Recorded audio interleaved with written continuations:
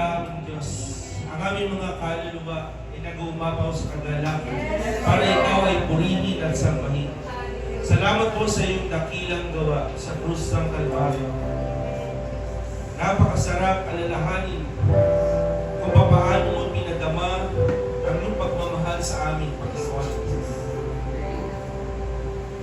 Hindi man namin nakita ng personal, ngunit kami nananampalataya na ngayon ay ginawa mo para sa amin. Ginawa mo para kami magkaroon ng isang buhay na ganap at kasiyasiya. Buhay na pinagpala at lubos na pinapuran. Salamat po, Panginoon, dahil ang iyong ginawa sa krus ay nagbigay sa amin ng pag-asa. Ang ginawa mo sa krus ang siyang nagbigay sa amin ng buhay. Na dati kami lumalakad sa kadiliman, ngayon ay lumalakad na sa kaliwanagan. Na dati ang buhay namin ay madilim, ngayon ay puno na ng liwanag. Sabi mo sa iyong salita, kami ang ilaw dito sa sanlibutan. Dahil kayo ang ilaw na nagbigay nito sa amin. Kaya Panginoon, masasabi namin, lalakad kami sa mundong ito ng malaya. Pinalaya mo kami sa kadiliman, Panginoon. Pinalaya mo kami sa talikala ng kasalanan. Kaya Panginoon, ang puso namin ay nagumako sa kagalakan na ikaw ay pasalamatan sa iyong dakilang gawa. Salamat sa iyong kabutihan namin, Diyos. Napakasarap po, Diyos, manahan sa iyong presensya. Napakasarap, Panginoon, na kami nagsasama-sama umaawit, nagpupuri, at itinataas ang iyong pangalan. Ito yung nais mo sa iyong mga anak na naliwanagan, Panginoon. Ito ang nais mo sa amin, Panginoon, na ikaw ay bigyan ng kapulihan. Oh, hallelujah. Salamat po sa iyong presensya, Panginoon. Salamat po, salamat sa Diyos. Ikaw ay banal.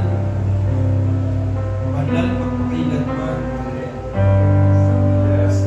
Ikaw ngayon ay nakaupo sa iyong trono, Panginoon, at pinamasdan ng iyong mga anak na nagpupuri sa iyo. Malugod po kayo sa lahat ng aming ginawa. Ang aming mga puso ay nagsasabing, ikaw lamang ang aming itataas. Ikaw lamang ang aming parangalan. Kaya't ang karangalan, ang kapurihan, ay para sa iyo lamang, Panginoon. Maraming salamat po sa pagpapatuloy ng aming gawain. Kayo po ang makita sa aming kalagayan. Ito po ang aming panalangin sa pangalan ni Jesus. Amen. Praise God.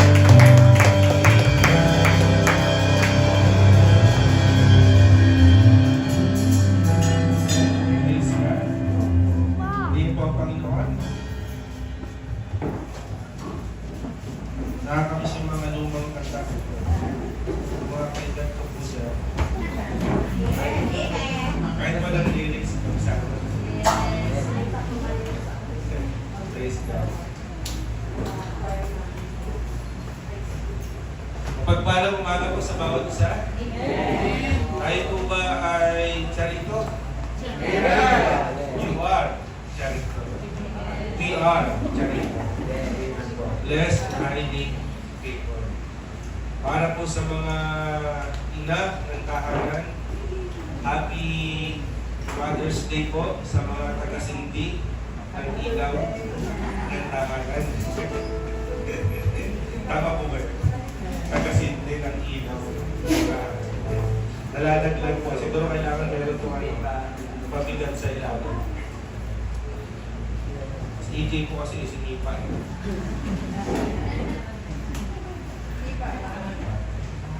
Praise God. Sige po, dala po ba natin ang ating mga Biblia? Amen. Short, ano lang po, testimony. Kahapon po ay mabigat ang mundo. Ang mga prayer warrior sa Mariglen. Yan lang po. Sa Church of Glory po. Ano ba yun? Puso. Laki na mo ng pagmamahal yung Church of Glory. Dati, sa place niya, napakatahimik talaga. Marami ng sasakyan. Pero makakapag-pray ka pa rin ng mga prayers. Salamat sa experience na pinaranas ng Panginoon sa akin, sa gawa. Patuloy po na tayo ay manalangin, hindi na para sa ating personal, kundi para sa church. Amen po. Kasama po ba namin kayo sa pananalangin? Amen. Hindi na po yung mga prayer warrior. Tagapanguna lang po ito. Tayo ay lahat. Dapat nananalangin. Bago po tayo magpatuloy, tayo po muna yung panalangin. Let us pray. Aming Diyos, kami po yung papasalamat sa umaga po ito. Tuloy nga na ang aming pong pag-awit, aming pong pagpalakpak, pagtindak, ay hinigay namin sa iyo, Panginoon, para ikaw ay pulihin namin. Salamat po, Panginoon, dahil niyaan nyo na kami magtipon para itaas ang dakila ng Panginoon. Ngayon naman po sa aming pong pag-aaral ng iyong salita, buksan niyo po ang aming mga spiritual na tenga, aming mga spirito upang ikaw ay mag-usap sa amin sa pamamagitan ng iyong salita. Tulungan niyo po kami, dahil na spirito, sa mga bagay na hindi po namin kaya unawain, kayo po magbigay ng kaunawa sa amin. Maghari po kayo sa aming kalangitan. Ito po aming panalangin sa pangalan ng Jesus. Amen. Praise God. So, dapat po si Brother Archie, no? Ang preacher na yun. So, paalam muna po siya dahil marami siya kong ginagawa sa kanya school. May school na siya. So, baka makita siya. Namiss niyo po ba siya? Namiss niyo po ba? Next, mga susunod siya na po. Praise God. Natural sa ating mga Pilipino. May Pilipino po ba dito? Mukhang mukhang Pilipino. So, natural po sa ating mga Pilipino ang pakikisama. Tama po? Mabilis po ba tayo makisama? Meron lang mga nakasalubong mo, nakakwentuhan mo na, nakasakay mo sa jeep, nakakwentuhan mo na, nasharean mo na, lahat na nagawa mo, na-interview mo na. Okay? So madali pa para sa atin, kung natural sa ating mga Pilipino, ang makisama. Kung ano ang ginagawa ng mga kaopisina mo, ng mga eskwela mo, mga kaibigan mo, minsan, yun yung ginagawa natin. Tama po, nagagaya natin ating mga nagagaya natin yung ginagawa ng iba. So natural din sa atin, natural yun sa atin kasi gusto natin maging cool tayo. Gusto natin maging in tayo, accepted tayo ng ibang tao na kung ng lipunan. Pero dahil ang tao ay makasalanan, ang mundo natin ay puno ng kasamaan. Kaya karaniwan, ang pakikisama ay nagiging pakikisama. Naintindihan po natin. So, yung natural sa mundo, natural sa atin na ang pakikisama, pero sa sobrang lalim ng ating pakikisama, hindi natin namamalayan tayo ay nakikisama o napapasama natin na ginagaya natin yung ginagawa ng iba. So kung tayo ay na kay Kristo, nalalaman natin kung ano ang mga hindi mabuti, kung ano ang mga hindi makakabuti sa atin. Tama po ba? Last week, pinag-aralan po natin patungkol sa puno. Pinag-usapan po natin dun sa tagapag-alaga ng puno. Pinag-usapan din natin yung mga sanga. Sino po yung mga sanga? Tayo daw yung mga sanga. So, dapat nabumunga tayo. So, kung tayo ay na kay Kristo, batid na natin, alam na natin, tukoy na natin kung ano yung mabuti at kung ano yung masama. Na kung na kay Kristo ka, gagawin mo kung ano yung mabuti. Tama po. Hindi mo gagawin yung masama. Gagawin mo yung makakabuti para sa iyo. Kaya maraming pagkakataon, hindi na tayo sumasama sa mga taong masama ang influensya sa atin. Kasi alam natin, o kilala natin yung mga taong nakaka-influence sa atin ng masama. So, nilalayuan natin. Tama po ba? Umiiwas tayo sa kanila. Okay? Alam na kasi natin na tayo ay mapapasama kapag tayo ay patuloy na nakisama sa kanila. O kung sumasama man tayo sa kanila, gusto na natin ipakita sa kanila kung ano yung bago sa atin. Kung dati tayo kasama nila sa kasamaan, ngayon hindi na tayo sumasama. Ipinapakita natin yung ating bagong pagkatao na nakay Kristo. Nandun na yung desire natin na sila man ay madala natin sa Panginoon. Tama po? Kasi okay lang makisama, huwag kang makisama. Amen po. Kaya pag may mga bad influencer tayo, kakilala kaibigan, dati ganun yung ginagawa mo, hindi mo na ngayon ninanais na makisama sa kanya. Bagos gusto mo naman madala siya sa Panginoon. Tama po ba? Ganito rin po yung gusto ni Apostol Pablo para kay Tito. Ang tao po hindi perfecto. Lagi natin narinig yan. Kung may nakikita tayo o ebidensya, na may nakita tayo na hindi maganda sa kanila, so dapat ipakita natin kung ano yung sa atin naman na nawa. Po. So si Pablo, ang nais po niya kay Tito, ituro niya sa church sa Creta kung ano yung mga aral na kanyang natutunan.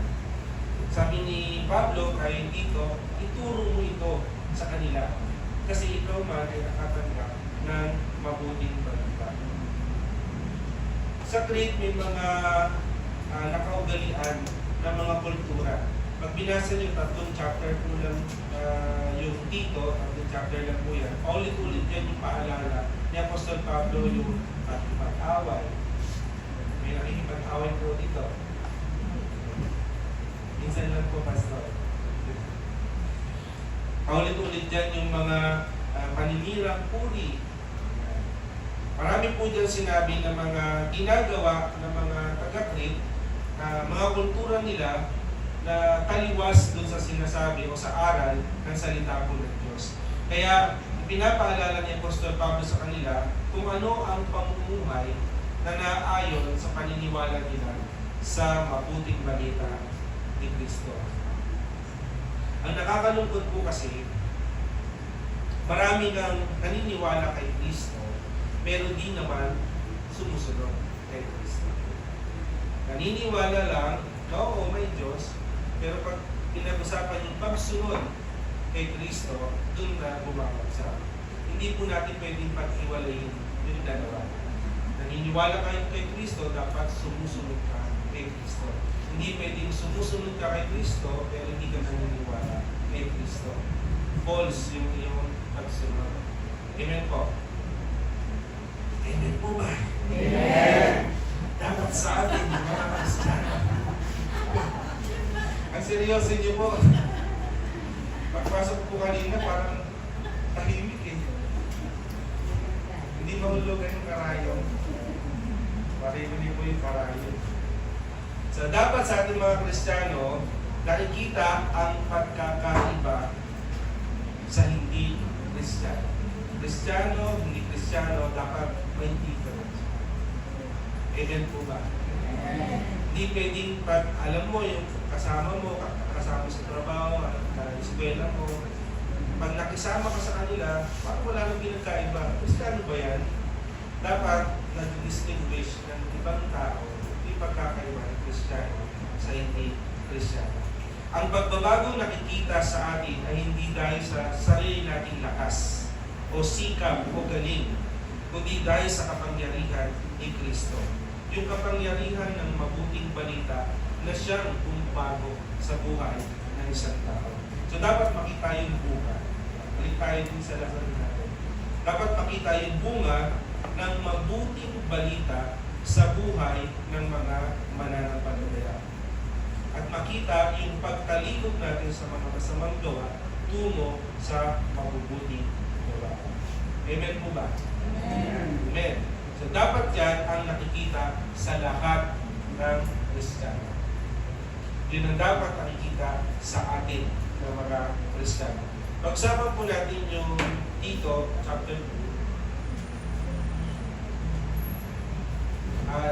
Verse 1 to 10. Medyo mahaba po yan. Basahin po natin. May wala po kayong Bible, basahin po natin dito sa screen. Itong sulat na ito, sino po ang sumulat? Si Paul. Kasama po ito sa mga epistles ni Paul. Sulat niya ito kay Tito, ang manggagawa niya, isang pastor na iniwan sa pulong ng Greta, sa Crete. Sabi niya dito, ngunit ikaw, Tito, ituro mo ang naayon sa tamang katuruan. Nagbahagi sa Apostol Pablo ng mabuting balita doon, tinanggap ni Tito. Sabi ni Pablo, ikaw naman Tito, ituro mo ito. Okay? Ituro mo ito. Verse 2, ang mga nakatatandang lalaki ay turuan mong maging mahinahon, marangal, at marunong magpigil sa sarili. Kailangan matatag sila sa pananampalataya, sa pag-ibig at sa pagtitiis. Pansin nyo, may matandang lalaki. Huwag po sasakit kung may mabanggit na matandang lalaki. Kasi ang sulat na ito para sa church. Meron po bang magandang lalaki sa church? Meron. Nakatatandang lalaki. Okay. Pakapante. Meron dito iba pa. Hindi lang magandang lalaki, nakatatandang lalaki. Ay, bumalik. Verse 3. Ganon din sa mga nakatatandang babae. Turuan silang mamuhay na kalugod-lugod sa Diyos. Huwag silang mapanira sa kapwa at huwag maging mahilig sa alak. Ay, imagine nyo yung mga babae pala dito, mahilig sa alak. Paulit-ulit na binanggit dyan sa chapter 1. May mga binanggit din dyan na manginginom. Hindi lang pala yung mga lalaki. Manginginom. Mga lasing. Wala doon, mga tagapin. So, huwag maging mahilig sa alak. Dapat ay ituro nila ang mabuti. Upang maturuan nila ang mga nakababatang babae na mahalin ang kanilang asawa at mga anak. Maging mahinahon, malinis ang isipan, masipag sa gawain, bahay, mabait, at nagpapasakop sa asawa. Parang ito sa mga bagong kasal. Mga nagsisimula pa lang sa buhay, mag-asawa. Okay? Sa kaya pala na dyan, nagpapasakop sa asawa upang hindi mapintasan ang salita ng Diyos na ating itinuturo. Next. Verse 6. Ganun din, kayatin mo ang mga nakababatang lalaki. Kompleto na. Okay? Meron nakakatandang lalaki, nakakatandang babae, nakakabatang babae. Ito naman, nakababatang lalaki. Na mapagpigil sa sarili. Verse 7. Magpakita ka ng mabuting halimbawa sa lahat ng bagay. Importante po talaga ito. Mabuting halimbawa. Okay? Kasi bilang isang Kristiyano, namumuhay tayo sa katwiran ng Diyos. So kung ano yung nakikita sa atin, yun yung nakikita ng tao na napatutunayan na totoo ang Diyos po natin. Okay? Mabuting halimbawa sa lahat ng bagay. Maging tapat ka at taos-puso sa iyong pagtuturo. Verse 8. Tiyakin mong tama ang iyong pananalita at walang maipipintas dito, upang ang mga sumasalungat sa atin ay mapahiya dahil wala silang masabing masama laban sa atin. Verse 9. them. Turuan mo rin ang mga alipin, ay ito yung mga kasambahay, okay, mga slaves. Turuan mo rin ang mga alipin na maging masunurin sa kanilang mga amo sa lahat ng bagay upang masiyahan ang mga ito at huwag silang maging palasagot. Huwag din silang mangungupit sa kanilang amo, kundi ipakita nilang sila'y tapat at mapagkakatiwalaan. Nang sa ganon, ay ipapakita nila sa lahat ng kanilang ginagawa ang kagandahan ng ating mga itinuturo tungkol sa Diyos na ating tagapagligtas. So, 10 verses po yan na ang tinutukoy ay yung bahagi ng church, kasama sa church. Okay? Pati yung mga slave, hindi sila outcast, bahagi sila ng pamilya ng Diyos. So, tingnan muna natin yung general instruction kay Tito. May general instruction po dyan. Yung sinasabi sa verse 1. Kasi sabi doon, ngunit ikaw, pag binalikan natin yung verse 1, ngunit ikaw dito, ituro mo ang naayon sa tamang katuruan. Siyempre, pastor siya, binibigyan siya ni Apostol Pablo ng karapatan, ituro mo ito. Huwag mong sarilinin. Natutunan mo ito, ibahagi mo naman sa iba, lalo na doon sa church na yung hinahawakan. So tulad ni Tito, sa mga Christian sa Creta, kung sa pagiging iba, sabi doon, pangunahan niya. Tito, manguna ka. Kung naiiba dapat yung pamumuhay mo, ikaw dapat ang magsimula.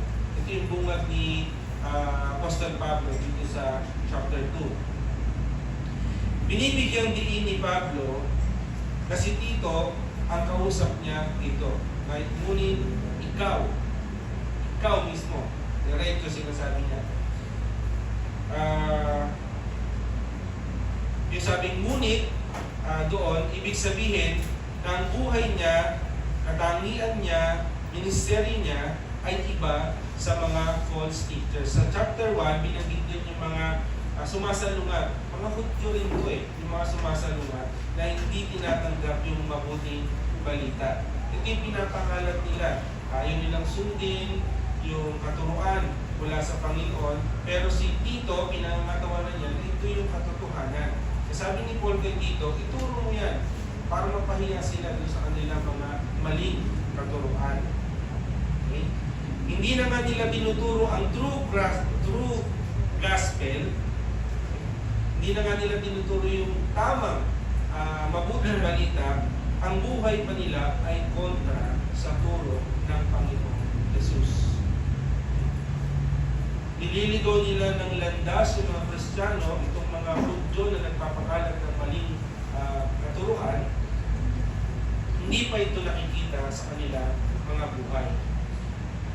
Parang ganito po yung sabi ni Apostol Pablo, Tito, you must be different. Kailangan kakaiba ka. Kailangan kakaiba ka. At dapat pakita ng marami na angat ka sa ibang mga tagapagturo. Okay? Kasi nagtuturo si nagtuturo si Tito sa church ng tamang gospel, pero meron din mga nagtuturo na hindi tunay na gospel. Sabi ni Apostol Pablo, Tito, ituro sa kanila yung wastong aral. Dapat angat ka. Dapat naninibago ka. Iba dapat yung tingin sa iyo ng mga tao dyan sa Crete. Okay? So sabi niya sa verse 1, ituro mo ang naayon sa wastong aral. Yung sound doctrine. Okay? Tumutukoy ito sa gospel. Ituro mo yung gospel, yes. But i-point mo kung ano yung ayon doon sa gospel. Kaya mahalaga po sa atin na yung gospel ay i-apply sa buhay. Yun po yung importante. Kasi sabi ni Paul kay Tito, tinuturo mo yan, pero kailangan yung itinuturo mo na i-apply sa iyong buhay. Ipakita mo sa iyong pamumuhay. Dapat proper na ituturo ito at ay papamuhay ng naayon sa iyong pinaniniwalaan sa salita ng Diyos. So binigyan din po dito ni Pablo na hindi pwedeng paghiwalayin ang pananampalataya sa pamumuhay. Ang doktrina dapat isinasabuhay. Last month, pinag-usapan natin yung mga doctrine. Dapat isasabuhay po natin. Ang church life, sa personal o sa family life, dapat nai-apply yung doktrina. Merong mali kung ang Kristiyano mukhang santo sa simbahan, pero masakit pakinggan, asal hayop pagdating sa bahay. Nakalagay po yan sa chapter 1. Nakalagay na yung asal. Big idea na. Yung isa. Hindi pinipindot. May pinipindot. Balik.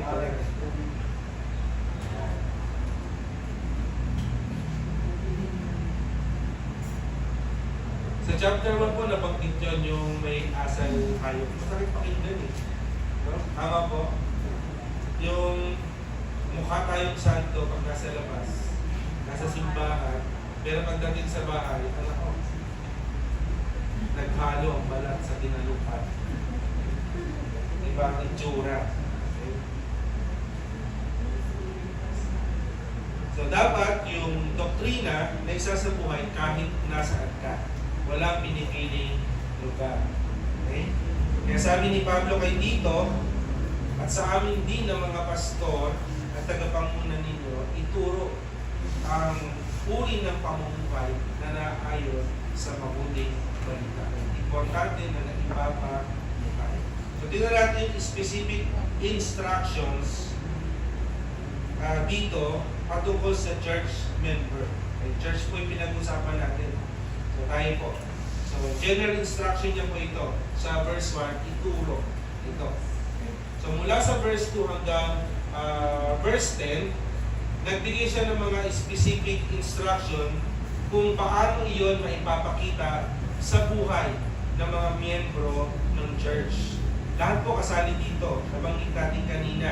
Merong nakatatandang lalaki, nakatatandang babae, nakababatang babae, nakababatang lalaki, may bata, may matanda, may ngipin, wala, sa bahagi ng church para sa atin po ito. Okay? So, instruction to sa pamilya ng Diyos. Okay? So, dapat ang faith natin nakikita rin sa loob ng bahay, hindi lang sa labas ng bahay. At kahit may edad na, kailangan pa rin ng instruction. Kahit may edad na, kailangan pa rin ng instruction, hindi lang yung mga bata. Okay? Kasi hindi natin kaya perfect yung ating buhay unless kung na tayo ni Lord, perfect na tayo, hindi na tayo nagkakamali. So lahat tayo dapat makinig sa instruction. Walang exempted dito kung pag-uusapan natin ay maturity. Okay? Pagiging malago. Wala sa atin ang naka-arrive na sa spiritual maturity. Sinisikap natin dahil yun yung gusto ng Panginoon sa atin. So ang title po natin ay ang bunga ng mabuting balita sa buhay ng mga mananampalataya. Ano ang itinuturo sa kanila kung tayo ngayon at sa atin ngayon sa panahon natin? Ang focus ng sinasabi ni Apostol Pablo dito ay hindi doctrine, bagkus application of doctrine. Aplikasyon. I-apply dapat o natuto ka ng mga doktrina patungkol kay Kristo, dapat i-apply na. Okay? Application na po tayo. Mahalaga ang doctrine. Siyempre, tama po, mahalaga ang doctrine. Natuto pa tayo sa mga nakaraang buwan. Pinag-usapan natin yung doctrine. Okay? So, mahalaga po ang doctrine. Pero walang kwenta ang marami nating alam kung di naman ito bumabago sa buhay natin. Bali wala yung dami ng ating kaalaman kung hindi naman nakikita sa ating buhay. Hindi lang po godly in appearance ang focus dito ni Paul, but really godly. Hindi lang basta saint, hindi lang basta banal sa church, but also in home and outside the church. So actually, mas totoo tayo sa loob ng tahanan kaysa sa labas. Tama po. Pag nasa labas tayo, naitatago natin, naikukupi natin kung sino tayo. So pag nasa labas, saint. Pag nasa loob ng bahay, halimbawa. 100% ang binibigay, lumalabas yung pagiging UG. Ako tayo ba yan? Naging incredible po. Okay, so, totoo, minsan mas kilala tayo sa loob ng tahanan kung ano tayo, o sino tayo. So, 5 kategorya ng mga miyembro, ang miyembro ng pamilya ng church, ang tinutukoy po niya dito. Isa-isahin po natin. Ibig sabihin, kasali po lahat. Okay, kasali po tayong lahat. Kahit yung mga alipin, sinama po dito. So, isa-isahin po natin. Simulan po natin sa yan. Verse 2, ang mga nakatatandang lalaki. Okay? Paano ba masabi natin, anong edad ba? Para masabi natin matanda ng lalaki? Kasi may nakausap ko sa Lancaster last week. Last week sabi niya, kayo po pala si Pastor, sabi sa akin, si Mami, ano po ba? Pati. Nag-beso-beso po sa akin. Oo. Kayo pala po si Pastor, first time ko kayo na-meet. Napakabata niyo naman. Ilan taong ano sabi ko? 40. Wow! Kala ko lang 30.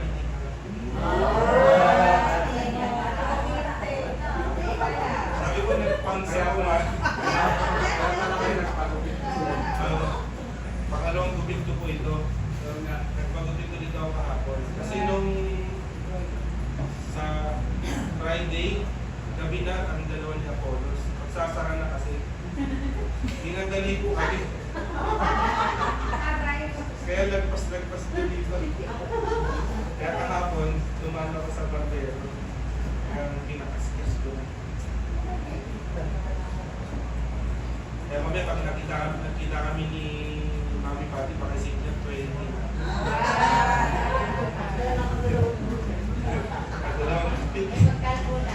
Okay, so unahin natin itong nakatatandang lalaki. Church po ito sa loob ng church, sa Crete. Si Tito ang pastor ko. So, inuna niya yung mga matatandang lalaki. Hindi lang naman matanda sa edad, kundi nakatatanda sa spiritual maturity. Karaniwan po dito yung mga tatay. Okay, tatay. Although meron din namang mga tatay na bago pa lang sa pananampalataya, pero dapat ang goal ng bawat isang lalaki sa church ay yung spiritual maturity.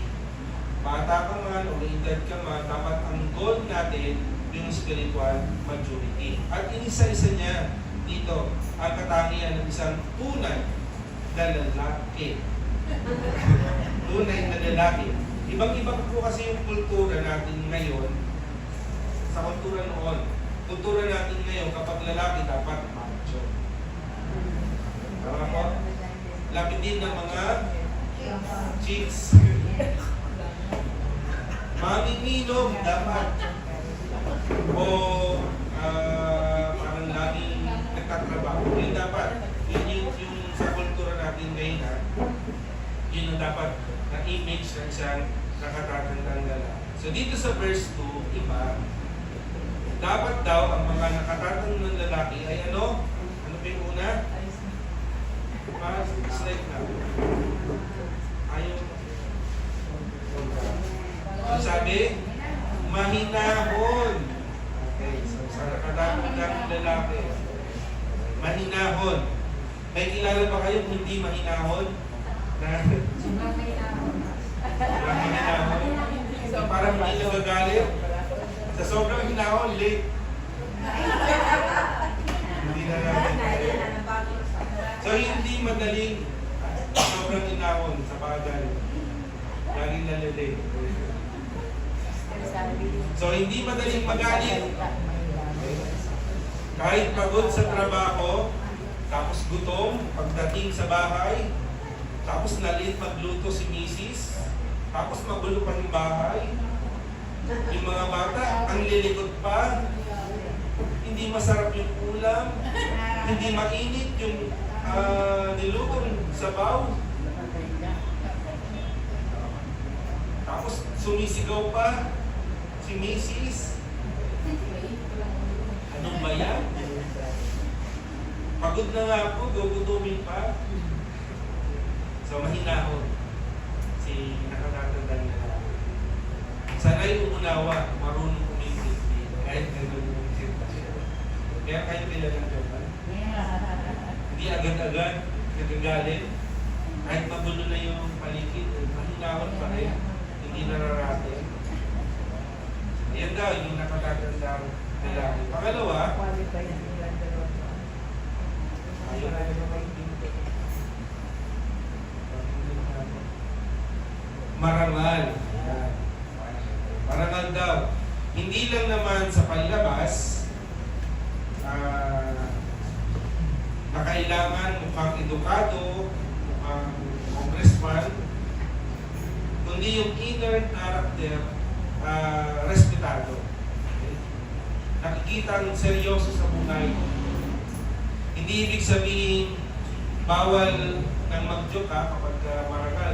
Congressman, hindi walang buhit yung damit. Hindi pwedeng mag-joke. Pwede pa rin. There are times na pwede naman. Okay? Sa Christian life, masaya eh. Kasi ang buhay Kristiyano ko, di ba? Pero kung pati yung mga seryosong bagay dadaan sa katatawanan, eh, iba po yun. Okay? Ibang usapan po. Dapat marangal po siya. Pangatlo, mapagpigil sa sarili. Okay? Self-control. Oo nga, dati mahilig sa alak, mahilig sa iba't ibang bisyo, pero natututo ng magpigil sa anumang hilig ng katawan. Kahapon, napapyawan naman sa prayer mountain ko, flesh, saka yung spirit, yung hilig ng laman. So, meron ng pagpipigil sa sarili ang nakatatandang lalaki. Meron iba, ang struggle, computer games. Ang mga medyo matapad. Yung minsan struggle ng iba.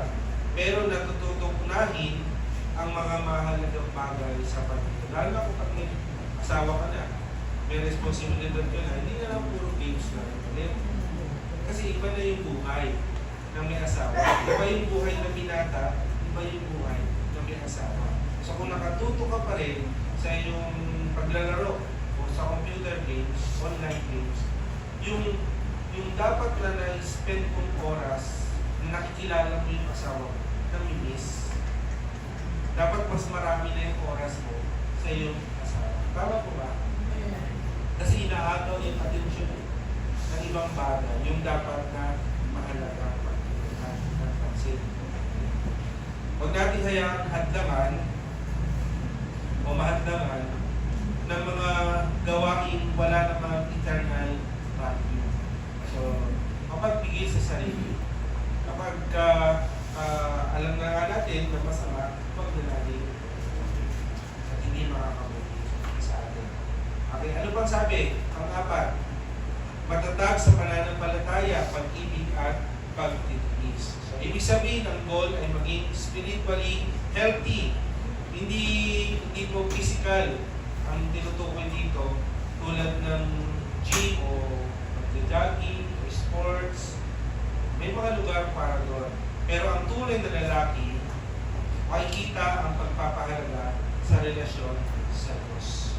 So, matatag dapat sa pananampalataya. Hindi lang sa trabaho porsigido, kundi pati sa paglilingkod sa Panginoon. Yan ang tunay na lalaki. Amen po ba? Sa mga lalaki, mga nakatatandang lalaki.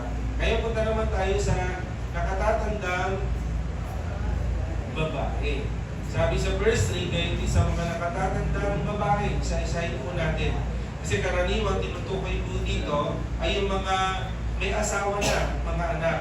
Pero hindi lamang po edad o katayuan sa buhay bilang babae ang tinutukoy po dito sa verse na ito. Kahit mga singles, pwede rin. Okay? Pero andun yung, basta nandun yung evidence ng spiritual maturity. So ang pagkababae kasi, ang tingin ng society natin, para bang mga celebrity, mga babae, mga modelo, yung mga nakalagay sa magazine, na para bang ang tunay na kagandahan ay nakikita sa itsura o hugis ng katawan. Ganun ang natin ngayon, ang mundo natin.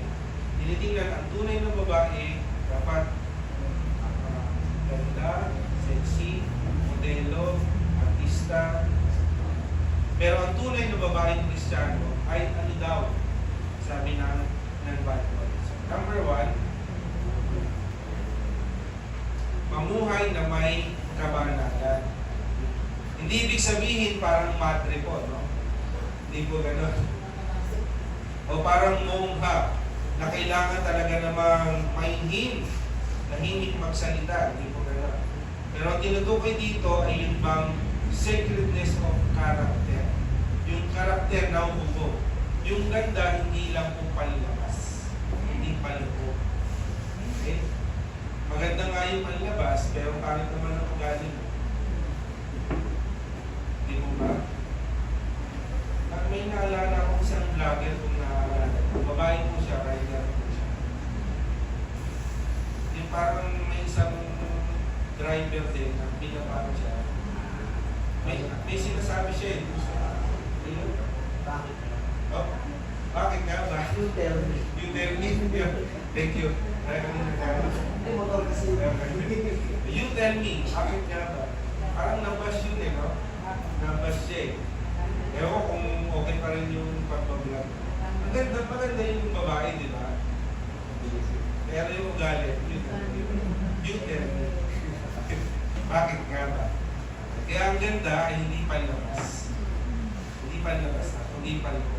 Kaya sa mga nakatatandang babae, kaya yung panloob, pero syempre kailangan magpaganda rin sa panlabas para mag-step. Mahalaga. Pangalawa, hindi mapanirang uri. So ang salitang ito ay galing sa Greek word na diabolos. Yung mapanirang uri o yung slander. Galing po yan sa Greek word na ibig sabihin diabolos. Diyan galing yung salitang diablo o devil na walang ibang ginawa kundi magsalita ng kasinungalingan at kasiraan sa iba. So ang slander sa Greek word diabolos. So doon naggaling yung salitang diablo o devil. Tandaan po natin, ang tunay na babae lumalakad hindi tulad ng diablo.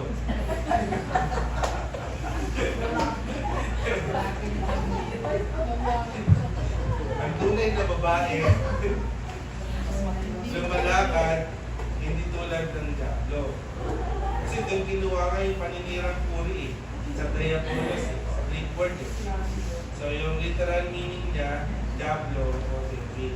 Kaya sa isang nakatatandang babae, tunay ng babae, dapat lumalakad siya, hindi tulad ng isang diablo.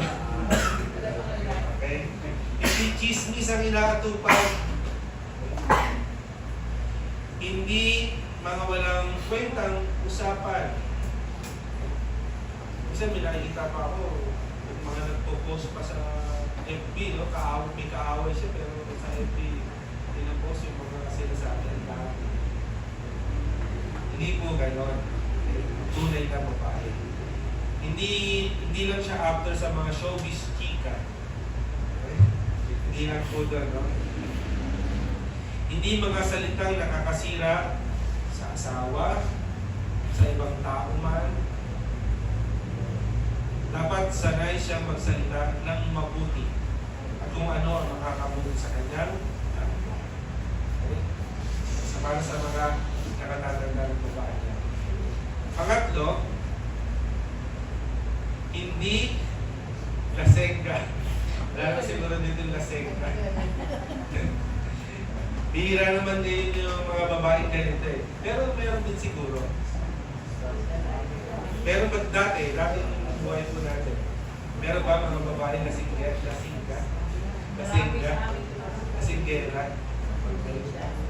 Dati yun. Problema din ito, hindi babanggitin yung Apostol Pablo ito kung hindi problema ng panahon nila. So yung mga babae, mga lasinggera. Okay. So problema din nila ito sa akin.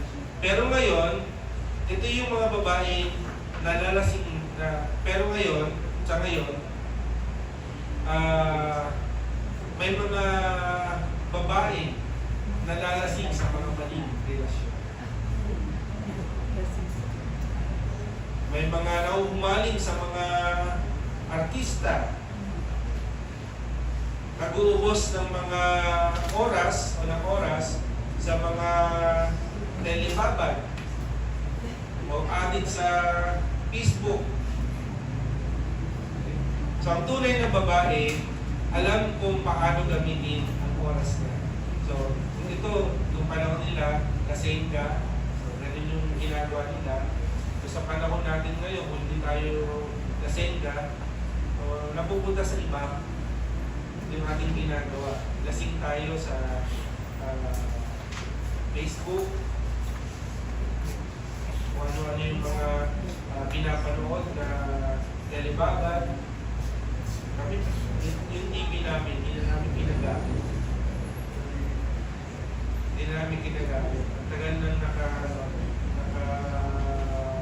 Hindi talaga. Kaya lang yung mga bata naman, cellphone naman ang pinalit. Kasi dati TV ate eh. Bukas eh, ngayon cellphone naman. Ngayon, pala ko tanggalin na yung cellphone. Iba naman. Magtulad lang kasi yung mga laruan naman. So, ang tunay ng babae, alam kung paano gamitin ang oras niya. Wala man siyang trabaho sa labas ng bahay, naglalaan naman siya ng oras at lakas doon sa pang-apat natin.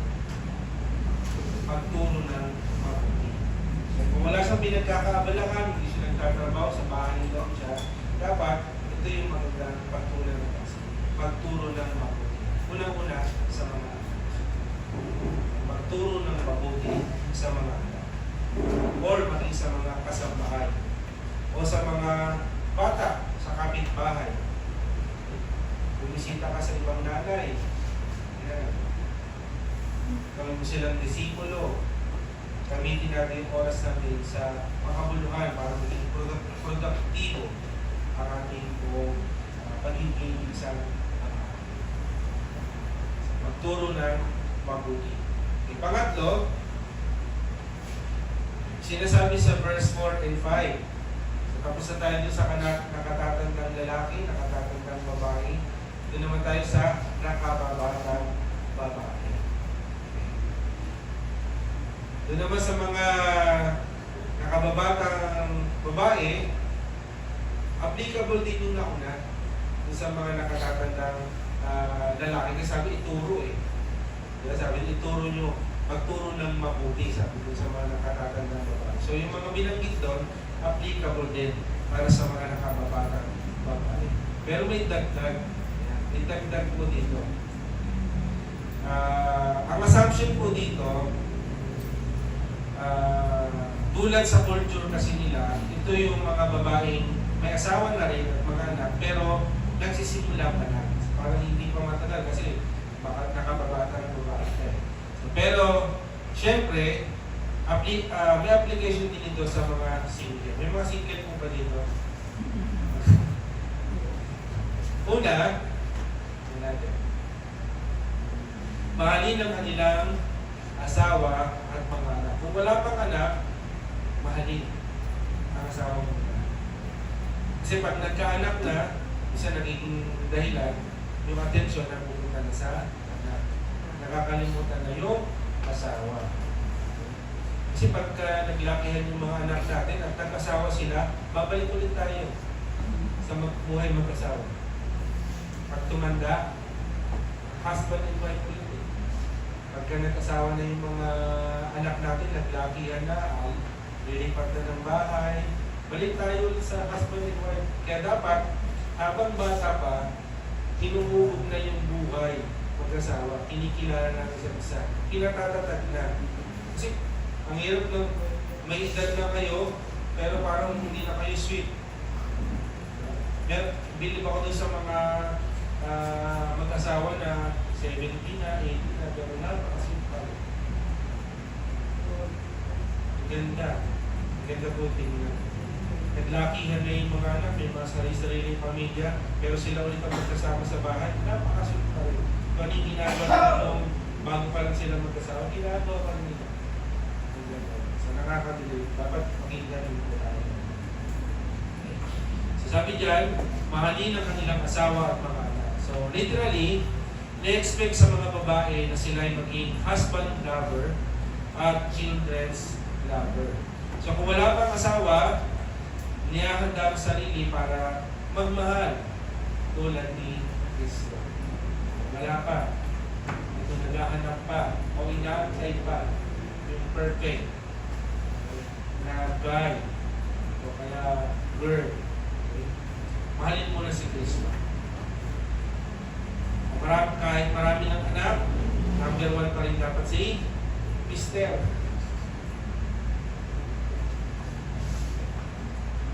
Kahit matigas sa pulo ng mga anak, dapat mahal pa rin. Kahit mababa yung grade ng mga anak, dapat mahal pa rin. Hindi na babago. Para sa mga younger women, mahalin ang kanilang asawa at mga anak. So isa pa, binanggit dyan, mahinahon. Mahinahon pa rin sa mga babae. Di madaling magalit. Hindi nagger. Nagger. Hindi nagger. Hindi pala sigaw. Ayan. May self-control. Ito pa, pangatlo, malinis ang isipan. Yung isip, yung damdamin, nag-iisip lagi ng positibo, yung mga magandang bagay lang ang iniisip. Hindi yung umuwi lang ng gabi si Mister,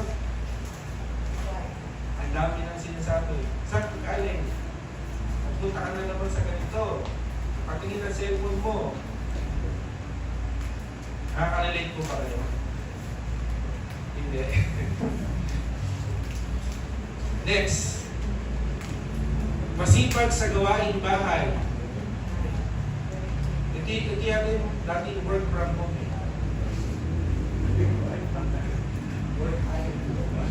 Working at home. Mas mainam talaga na lalaki yung nagtatrabaho. Mas mainam po. Pero sa panahon natin ngayon, kailangan na nung katuwang, okay? Partner na, dalawa na yung nagtatrabaho. Hindi naman ibig sabihin bawal magtrabaho ang babae. Pero ibig sabihin, huwag pababayaan yung gawain bahay. Huwag pababayaan ang mga anak. Huwag iasahan sa iba. Kung ang babae ang nagtatrabaho, si Mister ang hindi nagpapabaya sa gawain bahay. Daras ka mo yan. Tayo ang ilaw ng dahagan.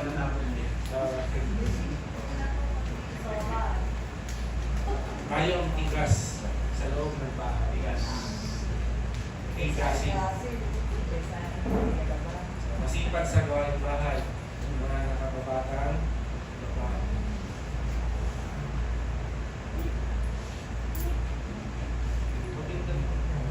Next. Mabait. Madaling lapitan ng mga tao. Kasi mabait.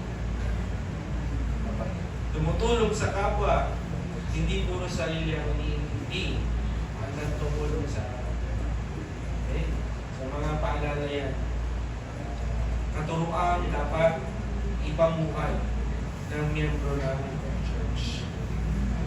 Panghuli, binanggit na doon sa verse 5, nagpapasakop sa asawa. Ito sa counseling, ito yung laging na-highlight. Magpasakop yung mga babae sa kanilang asawa. Pero may mga pumapalag dyan. Dapat pati yung mga lalaki din nagpapasakop ng kanilang asawa. Yes, dear.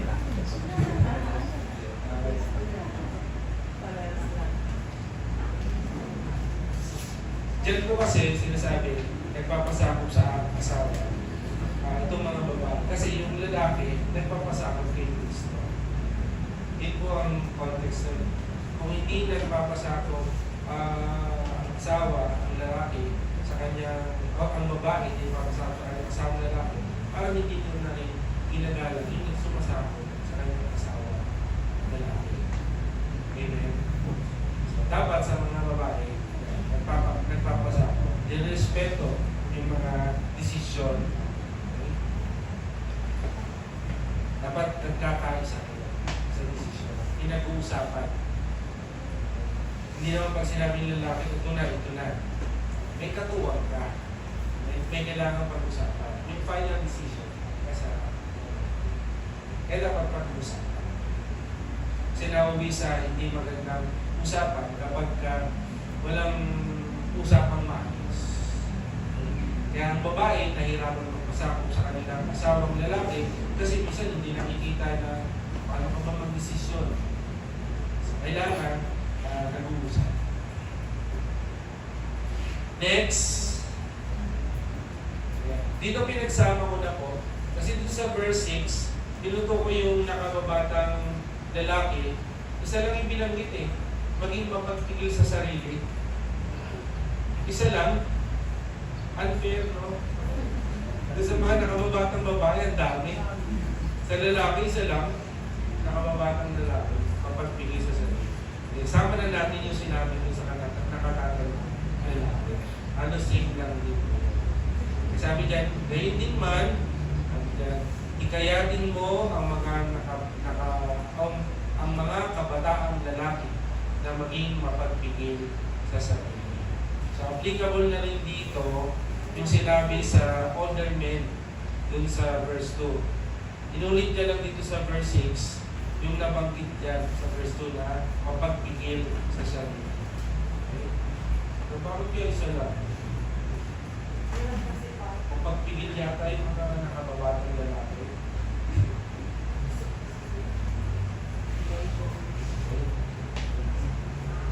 So, dito po, hindi lang sabi dito,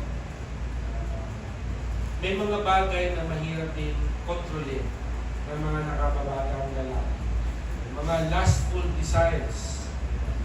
Kasama din dito yung greed. Lalo na kapag ka nagtatrabaho na, professional na yung mga nakababatang lalaki, sila na yung kumikita, napopromote na, yung gastos dito, gastos doon, bili doon, bili dito, may bagong model ng cellphone, sige, gastos, bili. Walang pagpipigil sa sarili. Okay? Kasi wala pang wala pang asawa. Sige lang, ang gastos. Dapat mapagpigil sa sarili. At yung binanggit dyan sa alipin, although hindi na natin masyado pag-usapan yung sa alipin, meron po ba kayong mga kasambahay? May mga kasambahay mo ba kayo? Basta ang binanggit lang po dyan, sumunod yung mga alipin sa kanilang mga amo. Bawal ang mangupit. Dapat mapagkakatiwalaan, yung sabi din Huwag silang panasagot sa kanilang amo. Ikaw yung kasambahay, ikaw pa yung magaling sa amo. O din natin pag-usapan yung about dito sa alipin. Sinasabi lang po dyan na bahagi pa rin sila ng church. Bahagi pa rin sila o miyembro pa rin sila ng church. Okay? So ano yung point ng mga instruction na ito sa mga church members? Yun yung importante. Ano yung, bakit yung sinasabi ito yung mga dapat at hindi dapat na gawin ng mga miyembro ng church. Tingnan natin yung application dito. Number 1, dapat mamuhay tayo may tunay na kabanalan. Dahil bahagi tayo ng isang church, mamuhay tayong lahat, hindi lang sila, hindi lang kami, kundi tayong lahat. Mamuhay tayong lahat ng may tunay na kabanalan. Yan ang kaibahan natin sa mga taong wala pa kay Kristo. Dapat makita na may kakaiba sa atin. Namumuhay tayo dapat na may kabanalan. Kasi isang pamilya tayo, isang church tayo, dapat tulong-tulong po tayo. Amen po ba? Tiyakin natin na ang ating pamumuhay ay naayon sa salita po ng Diyos. Sumunod po tayo kay Kristo at maging tunay na disipulo. Kasi may pananagutan po tayo sa Diyos. Kung tayo bahagi ng church tapos wala tayong pamumuhay na kabanalan, ano kaibahan natin po sa hindi nananampalataya? Malaki pananagutan natin sa Panginoon. Sinasabi mo lang na gawin Kristyano, pero hindi nakikita sa buhay. Kaya sabi doon, mapapahiya pa ang salita ng Diyos. Mapapahiya pa ang Panginoon kasi tinuturo niya yan, tapos hindi naman tayo. Kaya dapat mamuhay tayo may tunay na kabanalan. Pangalawa na dapat natin i-apply, maturuan natin ang bawat isa na mamuhay na may nakikitang kabanalan. Maturuan. Siyempre, na-i-apply mo na sa buhay mo, sabi doon kay Tito, ituro mo ito sa kanila. At sino yung mga tinuruan? Mga miyembro ng church. So dahil nakita kay Tito, yung tunay na kabanalan, sabi ni Paul, ituro mo sa kanila. Para sila maipamuhay ko nila ang tunay na kabanalan.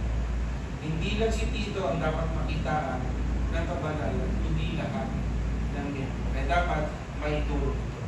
Turuan natin ang bawat isa na mamuhay ng may nakikitang kabanalan. Nasa ganon, matulungan din natin silang sumunod kay Kristo. Yan po yung disciple making na ginagawa po natin.